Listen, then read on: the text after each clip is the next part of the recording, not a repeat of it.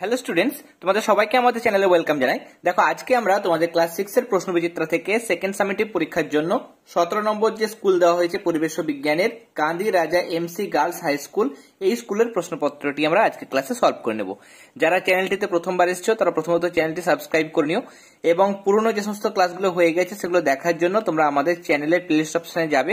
সেখানে class 6 প্রশ্নবিচিত্রা second summative এই নামে প্লেলিস্ট পেয়ে যাবে। সেই প্লেলিস্ট থেকে পুরনো ক্লাসগুলি অবশ্যই দেখে নিও। দেখো, 17 নম্বর স্কুল আমাদের আজকের প্রথম প্রশ্ন। একের দাগে দেখো, এক কথায় উত্তর দাও। একটি স্পর্শহীন বলের নাম লেখো। তোমরা লিখতে পারবে অভিকর্ষ বল, যেখানে স্পর্শ ছাড়া কিন্তু এই বলটা কাজ করে, তাহলে অভিকর্ষ বল লেখা যায়। বা চুম্বকের দেখো, তোমরা জানো যে দুটো বিপরীত মেরুর মধ্যে আকর্ষণ হয়, আর সমমেরু যদি হয়, দুটোই উত্তর মেরু বা দুটোই দক্ষিণ মেরু, তাহলে সমমেরুর মধ্যে কিন্তু বিকর্ষণ হয়। এই যে আকর্ষণ বা বিকর্ষণ, অর্থাৎ এক কথা আমরা বলতে পারি চৌম্বক যে বল সেটাও কিন্তু এক ধরনের স্পর্শহীন বল।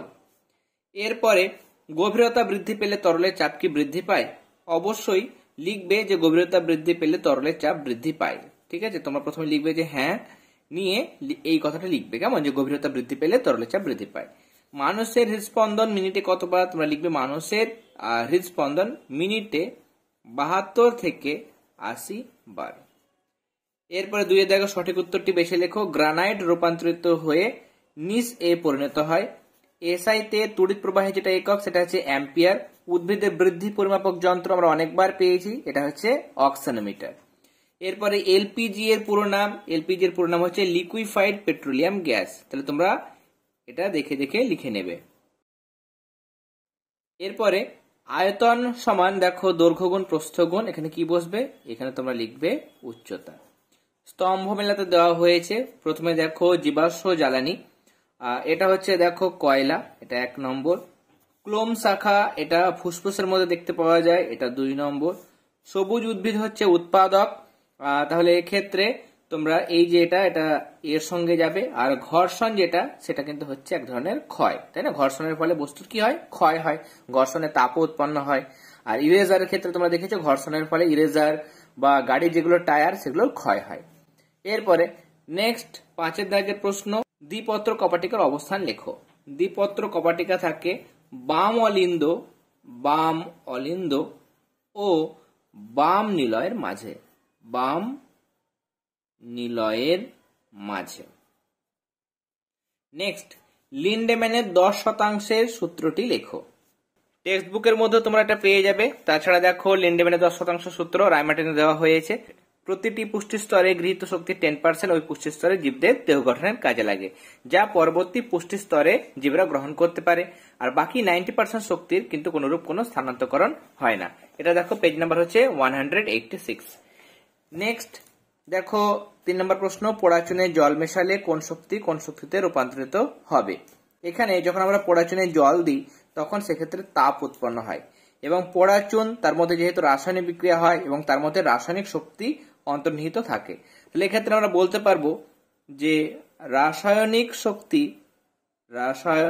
শক্তি কিসে পরিণত হচ্ছে বা কিসে রূপান্তরিত হচ্ছে? তাপ শক্তিতে রূপান্তরিত হচ্ছে। তাহলে রাসায়নিক শক্তি থেকে তাপ শক্তি, এটা হচ্ছে শক্তির রূপান্তর।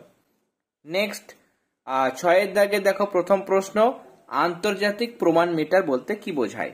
1889 সালে ফ্রান্সের প্যারিস শহরে international bureau of weights and measures যে ডিপার্টমেন্ট বা সংস্থা, সেখানে 0 ডিগ্রি সেলসিয়াস তাপমাত্রায় রাখা একটা সংকর ধাতু, সেটা কিসের তৈরি? দেখো 90% প্ল্যাটিনাম এবং 10% হচ্ছে ইরিডিয়াম। এই সংকর ধাতুর তৈরি একটা দণ্ড রয়েছে।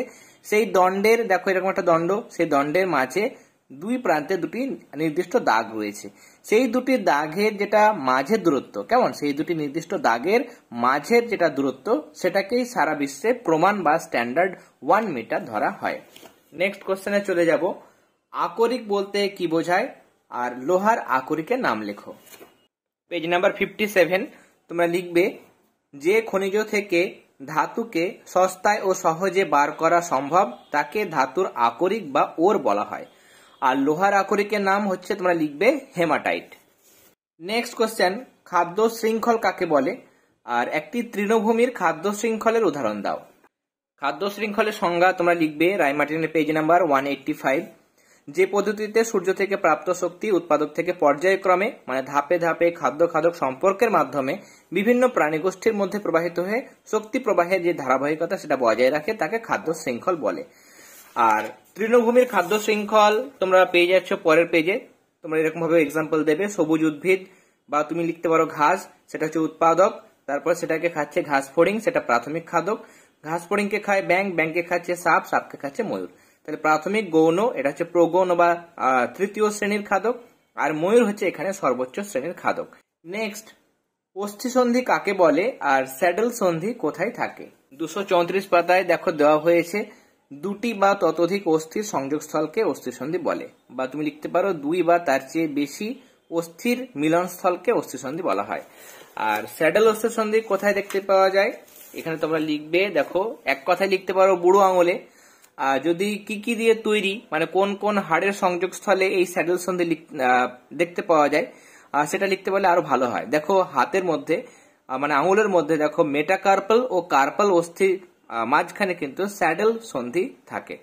আমরা 7 দাগের প্রশ্নগুলো সলভ করে নেব। দেখো প্রথম প্রশ্ন, নবীকরণযোগ্য ও অনবীকরণযোগ্য শক্তির উৎস বলতে কি বোঝায় আর যান্ত্রিক শক্তি কাকে বলে?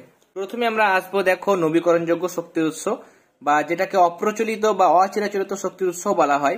দেখো যে সমস্ত শক্তি উৎসগুলি বর্তমান সময়ে শক্তির চাহিদা পূরণের লক্ষ্যে ব্যাপকভাবে ব্যবহৃত না হলেও আগামী দিনে শক্তি সংকটের সমাধানের ক্ষেত্রে অত্যন্ত গুরুত্বপূর্ণ ভূমিকা পালন করবে বলে মনে করা হয়, তাদের অচিরাচরিত বা অপ্রচলিত বা নবীকরণযোগ্য শক্তি উৎস বলে।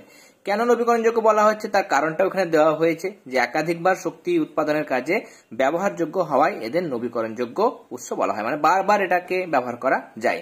যেমন অনবীকরণযোগ্যের ক্ষেত্রে আমরা দেখব যে এই সমস্ত শক্তি উৎস একবার যদি নিঃশেষিত হয়ে যায় তাহলে সেটা কিন্তু পূরণ করা সম্ভব হয় না, তার জন্য একে বলা হচ্ছে অনবীকরণযোগ্য শক্তির উৎস। অনবীকরণগুলো কোনটা? দেখো কয়লা, পেট্রোলিয়াম, প্রাকৃতিক গ্যাস। কয়লা যদি তুমি পুড়িয়ে শেষ করে দাও সেটা থেকে কিন্তু আর নতুন করে কোনো শক্তি পাওয়া যায় না, বা আমরা সেটাকে কাজে লাগিয়ে তাপ শক্তি উৎপাদন করতে পারি না, তাহলে একবার ফুরিয়ে গেলে সেটা আর ব্যবহার করা যায় না। কিন্তু এগুলো নবীকরণযোগ্য, তার কারণ সৌরশক্তি, বায়ু শক্তি, এটাকে বারবার আমরা কিন্তু ব্যবহার করতে পারি। তাহলে নবীকরণযোগ্য আর এখানে অনবীকরণযোগ্য এই দুটোরই কিন্তু তোমরা সংজ্ঞা দেবে এবং উদাহরণ দেবে। এটা রায়মার্টিনের পেজ নাম্বার 187। আর এর সাথে ছিল যান্ত্রিক শক্তি। যান্ত্রিক শক্তিটা তোমরা লিখবে কোন বস্তু তার গতি, অবস্থান বা আকৃতির জন্য কাজ করার যে সামর্থ্য অর্জন করে তাকেই যান্ত্রিক শক্তি বলে। যান্ত্রিক শক্তি দেখো দুই প্রকার, একটা হচ্ছে স্থিতিশক্তি ও গতিশক্তি। চাইলে এরকম ভাবেও লেখা যায় যে স্থিতিশক্তি ও গতিশক্তিকে একত্রে যান্ত্রিক শক্তি বলে। নেক্সট, রক্তের বিভিন্ন কণিকাগুলির নাম ও কাজের উল্লেখ করো। এখানে কাজ উল্লেখ করো এটা বলবে। প্রথমে তোমরা শুরু করবে যে রক্তের মধ্যে 3 ধরনের রক্তকণিকা থাকে, সেগুলি হলো 1 নম্বর লোহিত রক্তকণিকা, 2 নম্বর হচ্ছে শ্বেত রক্তকণিকা, আর 3 নম্বর হচ্ছে অনুচক্রিকা। প্রথমে লোহিত রক্তকণিকার কাজ লিখবে। লোহিত রক্তকণিকার মধ্যে প্রধান যেটা কাজ সেটা হচ্ছে গ্যাসীয় পদার্থ পরিবহন। নির্দিষ্ট অঙ্গে ও কলাকোষে হিমোগ্লোবিনের সাহায্যে অক্সিজেন এবং কার্বন ডাইঅক্সাইড পরিবহনে মুখ্য ভূমিকা পালন করে। এটা আমরা অনেকবার বলেছি যে লোহিত রক্তকণিকার মধ্যে যে হিমোগ্লোবিন থাকে সেটা অক্সিজেনের মানে তার সঙ্গে অক্সিজেন যুক্ত হয়, নিয়ে অক্সি হিমোগ্লোবিন গঠন করে সেটা কলাকোষে অক্সিজেন সরবরাহ করে। আর কলাকোষে যে কার্বন ডাইঅক্সাইড উৎপন্ন হয় সেটাও কিন্তু হিমোগ্লোবিনের সাথে মেশে নিয়ে কার্বক্সি হিমোগ্লোবিন গঠন করে আবার কিন্তু সেটা ফুসফুসে ফিরিয়ে নিয়ে আসে। তাহলে এটা হচ্ছে লোহিত রক্তকণিকার কাজ। এছাড়া আরো অনেক কাজ দেওয়া হয়েছে, তোমরা একটি করে কাজ লিখবে। শ্বেত রক্তকণিকার ক্ষেত্রে দেখো এই কাজটা লিখবে, সেটা হচ্ছে জীবাণু ধ্বংস করা, তাই না, শরীরের পাহারাদার হিসেবে কাজ করে। লিখবে যে আগ্রাসনের মাধ্যমে জীবাণু ধ্বংস। নিউট্রোফিল এবং মনোসাইট শ্বেত রক্তকণিকা ফ্যাগোসাইটোসিস বা আগ্রাসন পদ্ধতিতে জীবাণু ধ্বংস করে দেহকে সুরক্ষা প্রদান করে। তাহলে এটা হচ্ছে প্রধান কাজ। আর অনুচক্রিকার প্রধান কাজ হচ্ছে রক্ত তঞ্চনে বা রক্ত জমাট বাঁধতে সাহায্য করা। বা তোমরা চাইলে এরকম ভাবেও লিখতে পারো যে শরীরের কোথাও কেটে গেলে রক্তক্ষরণের সময় অনুচক্রিকা ভেঙে গিয়ে থ্রম্বোপ্লাস্টিন নামক এক প্রকার তঞ্চনকারী পদার্থ উৎপন্ন করে। তঞ্চনকারী পদার্থ মানে যেগুলো রক্তকে জমাট বাঁধতে সাহায্য করে। তঞ্চন মানে হচ্ছে জমাট বাঁধা। তাহলে তঞ্চনকারী পদার্থ উৎপন্ন করে যা রক্ত জমাট বাঁধতে বা রক্ত তঞ্চনে সাহায্য করে। এর ফলে দেহে অতিরিক্ত রক্তপাত বন্ধ হয়। পেজ নাম্বার এটা হচ্ছে 239। এরপরে দেখো আমাদের আজকে সেটা শেষ প্রশ্ন, মৌলিক বা প্রাথমিক রাশি ও লব্ধ রাশি কাকে বলে আর বার্নৌলি নীতিটি লেখো। ভৌত রাশির আমরা দুটি ভাগ পড়েছিলাম, টেক্সট বুকের মধ্যেও পড়েছিলাম। সেটা হচ্ছে একটা মৌলিক রাশি বা প্রাথমিক রাশি, 2 নম্বর হচ্ছে লব্ধ রাশি। মৌলিক রাশি মানে যে সমস্ত রাশি গঠন করতে অন্য কোনো রাশির প্রয়োজন হয় না, অর্থাৎ এই রাশিগুলো হচ্ছে নিরপেক্ষ, কারোর উপর কিন্তু ডিপেন্ডেন্ট নয়, এবং এই রাশিগুলোকে কিন্তু উপযুক্তভাবে ব্যবহার করে আমরা অন্যান্য রাশি বিশেষ করে লব্ধ রাশিগুলো গঠন করতে পারি। তাহলে এগুলোকে আমরা বলবো মৌলিক রাশি।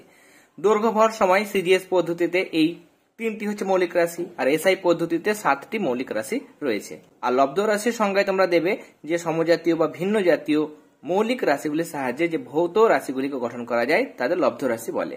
কোনগুলো? যেমন ক্ষেত্রফল, আয়তন, বেগ, ত্বরণ, বল, কার্য, ভরবেগ ইত্যাদি। আর 215 পাতায় বার্নৌলি নীতি পেয়ে যাবে। যে স্থানে কোনো গতিশীল গ্যাস বা তরল বেশি বেগ নিয়ে চলে সেই স্থানে ওই গতিশীল গ্যাস বা তরলের চাপ কম হয়। এটি হচ্ছে বার্নৌলির নীতি। তাহলে আজকে আমরা প্রশ্নবিচিত্রা থেকে 17 নম্বর স্কুলের পুরো প্রশ্নপত্রটি সলভ করে নিলাম। আশা করি আজকে ক্লাসটি তোমাদের ভালো লেগেছে, তাহলে অবশ্যই ক্লাসটিতে লাইক দেবে। যারা এখনো পর্যন্ত চ্যানেলটি সাবস্ক্রাইব করেনি তারা অবশ্যই সাবস্ক্রাইব করে নিও, এবং পুরনো যে সমস্ত ক্লাসগুলো তোমাদের মিস হয়ে গেছে সেগুলো দেখার জন্য তোমরা আমাদের চ্যানেলের প্লেলিস্ট অপশনে গিয়ে ক্লাস 6 প্রশ্নবিচিত্রা সেকেন্ড সামেটিভ এই প্লেলিস্ট থেকে পুরনো ক্লাসগুলি দেখে নিও। তোমাদের জন্য একটা টেলিগ্রাম গ্রুপ ওপেন করা হয়েছে, তোমরা সেখানেও যুক্ত হতে পারো। আমাদের টেলিগ্রাম গ্রুপের লিংক আমি এই ভিডিও ডেসক্রিপশন বক্সে দিয়ে দেবো। তাহলে তোমরা সবাই ভালো থেকো। All the very best.